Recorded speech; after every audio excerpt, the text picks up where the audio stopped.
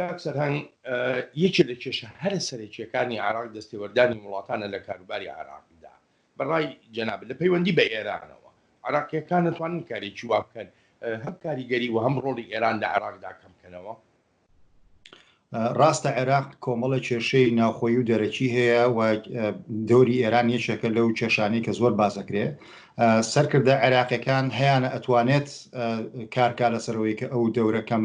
کاتەوە بەڵام نایکا لەبەرەوەی کە پێشوازی لێەکە و هەنێکیان لە دەسەڵاتیان نییە. بەڵام بە ئەم ڕۆژەی کە پێگەیشتوین لە ئێستاە وێنەکە وایە کە عێراقیەکان ناتوانن یاخود پێشوازی لێەکەن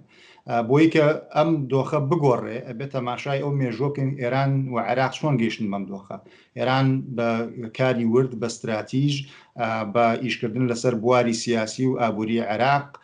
گەیشت بەم ڕۆژە بە قۆستنەوەی هەنێک هەل لە دوار ڕوخانی سەدام لە ئەزمموی داعش گەیشتەوە بەم ڕۆژە و بەشێک لە عێراقیەکانیش قەرزاری ئێران بوون لەبەرەوەی کە سوودیان لێ وەرگرتووە لە ململانەی ناوخۆیە بۆی کە ئەمە پێچەوانە بکرێتەوە کاتێوێ و یەکێک لە وزانەی کە ئەمەلی بەخشی بە ئەوەکرێ ئاقاری شدە عێراق بگۆڕێ ئەو پێش خۆپیشاندانانی خواروی عێراق کە گەنجی شیعە دێنە سەر ئەو بەڵام ئەمێ پێشتر ئەوە بزانم دوورکەوتنەوەی ئەمریکایانی ئێستا هەستێکەکەی لەناو عێراقیەکانە کە ئەمریکا لە بواری سیاسی عێراقیە دوورەکەوێتەوە ئەمە چەند کاریگەری هەبوو بەسەر زۆرترکردنی دەستێوەردانی ئێران. بەڵێ هۆی گومانی تیان نییە کە دووشت بێ لەوەرچاو بگرین. یەکەم تەنانەت کاتێک کە ئەمریکا لە عێراق بوو بە هێزی 167000 جوندیەوە ئێران هەر دەورێ بینی و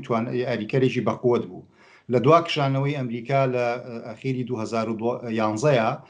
بۆشاییەکی بەجێهێشت ئەمریکا و ئەم بۆشاییە ئێران زۆر زیرەکانە پڕی کردەوە داعش و کارکتەری تر پڕیان کردەوە. ئێستا ئەمریکا ئەوێت ئەم ئاراستەیە بگۆڕێ و ئەم باڵانسە بگۆڕێ بەڵام پاش ئەم هەموو ساڵەوە بە ئاسانی ناکرێ و پێویستی بە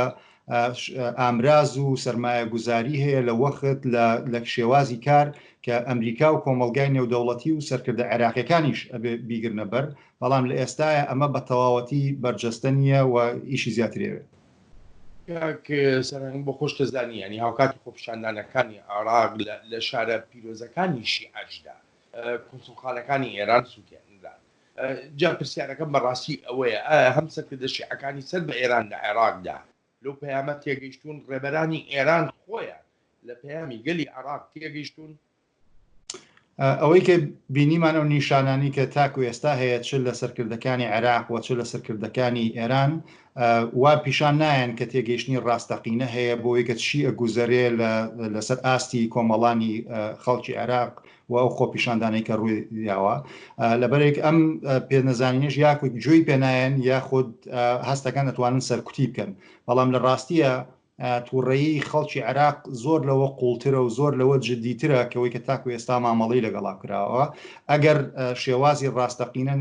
بۆ نەگیرێتە بەر بۆ مامەڵەکردن لەگەڵ کێشەکانی خەڵکە لە هەژاری لە ریفۆرمی سیاسی لە خزمەتگوزاری ئەکرێ ناسەقامگیری و تو نوتیژی زیاتر بەدۆ خۆیان بێنێ. پرسیارم زۆر بە کورتی پێم بڵێ بۆ خۆ دەزانی عێراق لە بەردەم پێکەنانی کابینەیەکی نوێدایە و ئەگەریش زۆرە کە مستەفا کازمی کابینەکەی پەسەند بکرێ. مستەفا کازمی دەتوانێت هیچ ڕۆڵێکی وا بژێڕێ کە ئەو ڕۆڵەی ئێران لە عێراقدا کەم کاتەوە؟ ڕۆڵی سەرۆکوەزیران بێگومان گرنگە کە ئەتوانێت دەورێکی ئیجابی ببینێت لە هاوسەنگیکردنی پەیوەندی عێراق لەگەڵ ئێران و وڵاتانی ترە بەڵام ئەوەی کە ئەزمموی عێراق پیشانیەوە لە 2023ەوە کە سەرۆکوەزیران کیفایەت نییە بۆ ئەوەی کە ئەو کردارە کرێت حیزبە سیاسیەکان سەرکردە سیاسیەکانی تر دەوریان زۆرە لەم مەسەلەیە و لە ئێستاە بەڕای من عێراق کێشەی نوخبەی سیاسی هەیە نەک کێشەی سەرۆکوەزیران لەوانێت سەرڕمی کێشەکان بێ وەکو نەتیجە ئەیبینین بەڵام کێشەکە سیستمی سیاسی و بڕیارانی سیاسی عێراقەکە حیزبەکانن نەک سەرۆکوەزیران. کاکسەر زۆر سوپاست دەکەم بۆ تێبینی و سەرنجەکانت. سپاس بۆ تۆش.